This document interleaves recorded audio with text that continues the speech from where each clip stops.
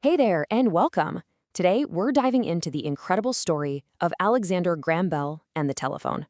But, this isn't just a history lesson. We're actually going to use his journey to help build up your English vocabulary, making it way easier to remember powerful new words. So, let's get right into it. Have you ever really thought about that? That smartphone you use every single day? It has a direct line, a direct connection, all the way back to this brilliant mind from over 150 years ago. Pretty wild, right? Let's trace that connection together. So, here's our game plan. First, we'll walk through the four key parts of Bell's story, and then we're going to move into a special section to really look at the new English words we've picked up, helping you to lock them in your memory. Let's start with the man himself. All right, to really get this invention, we first have to understand the world it was born into.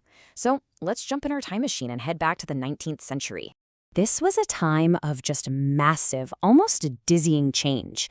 You've got factories humming, cities just exploding in size, and the world was feeling both bigger and smaller at the same time. People really needed a way to talk to each other instantly, to bridge those growing distances. So who was the guy who was going to solve this huge problem? Well, it's almost like his entire life was getting him ready for this one single challenge. Bell's story starts in Scotland, way back in 1847.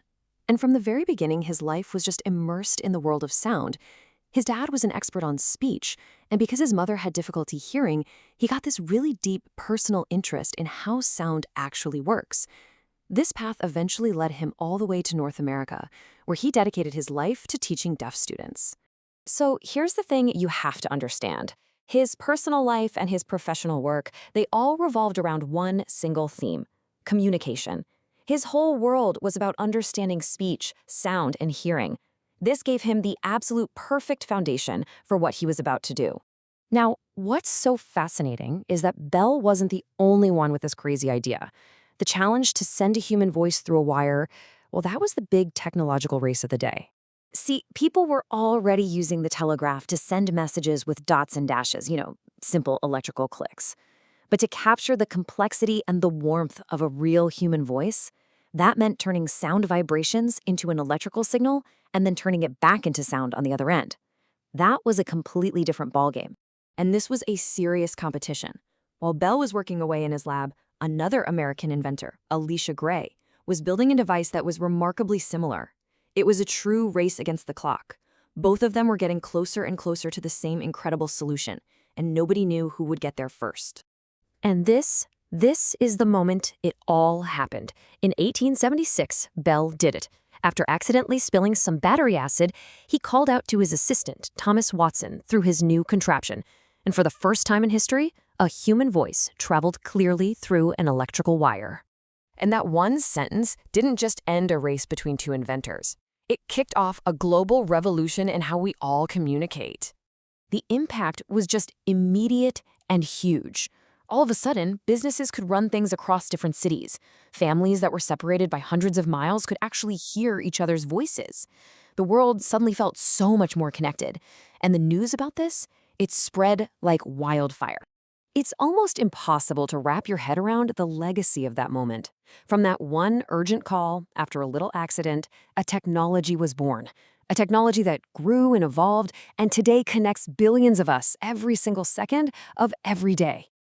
Okay, so that incredible story is just packed with powerful words. Now, let's switch gears and go into our study section. We're going to take a closer look at some key English vocabulary that helps us tell this amazing story. First up, we have inventor. Pretty straightforward, right? An inventor is anyone who creates something that has never existed before.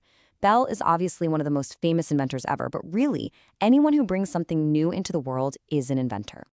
Next, we've got transmit. This is a fantastic word to have in your vocabulary. It just means to send something, like a signal, a message, or a voice, from one point to another.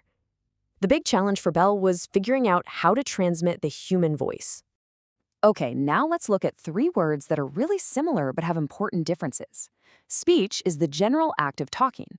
Your voice is the actual sound you make when you speak. And pronunciation is how you say the words. Remember, Bell's father was an expert in speech and pronunciation. So what was it that drove Bell? Well, in one word, it was curiosity. Curiosity is that powerful feeling inside you, that desire to understand how things work, to ask questions, and to find the answers. It's really the engine that drives all invention. But curiosity isn't enough on its own. You also need determination, that grit, that absolute refusal to give up, even when things get tough. It was Bell's determination that helped him win that race to invent the telephone. And finally, the word device. A device is simply a tool or a machine that's built for a specific job. The very first telephone was a communication device. And today, your smartphone? That's a powerful, multi-purpose device that does hundreds of different things. So here's the big takeaway for your own English learning. When you connect new words to a powerful story, a story about competition, curiosity, and a world-changing invention, those words become so much easier to remember. Bell's device changed communication forever. It really makes you wonder, doesn't it? What invention is out there right now, or what's coming next, that's going to completely change how we all connect with each other? Thanks so much for joining me for this explainer.